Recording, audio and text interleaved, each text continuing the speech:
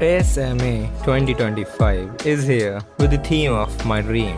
So, do you dream to become a mangaka? Then should you know about SMA Silent Manga Audition. It's a world biggest international manga competition, and the crazy part is you didn't need to learn Japanese language skill to matter. Today I will break down what SMA is, how it's work, and how can you actually use it to launch your manga career. SMA stands for Silent Manga Competition.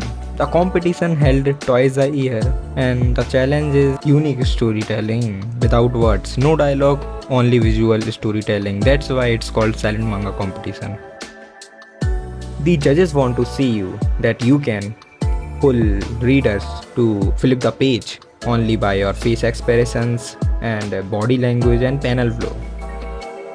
Winning SMA is just not about trophy or a competition. It's a fast ticket to launch your manga career in Japan. The past winner of this competition has been invited in Japan and giving mentorship under pro editors and serialized their Japanese magazine.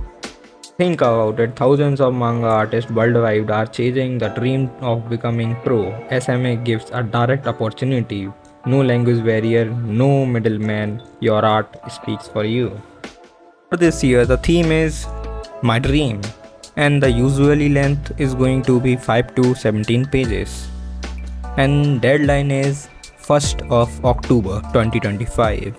Not too much time left, I guess. Editors and pro mangakas are going to score your work. And in my upcoming videos, I am going to share some tips that I learned to stand out in that competition and what I am going to do for this competition. And for me, I am creating a 17-page manga with the title of My Ghar Recipe, and let's see, it's my first time, so yeah, I will give it my best and then see what going to happen. I don't know about you guys. You guys are also taking part first time like me, or you are used to it, and you know many things about the competition, so you can share in comment. It will help me and the viewers too. And yeah, let's see. Okay, leave it. You know what? Let me share some standout tips that I learned after suffering on YouTube.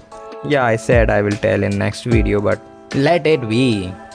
So the first one is clarity of storytelling. No text means even emotion must be crystal clear. Second one is expressions and body language. Over expressing the scene is needed. It's helpful. And third one is panel and pacing, I guess. Thinking like a movie director, not just a drawing machine. Try to give an impactful ending readers with a strong emotion punch, you know. So yeah, that's it for today. Bye bye.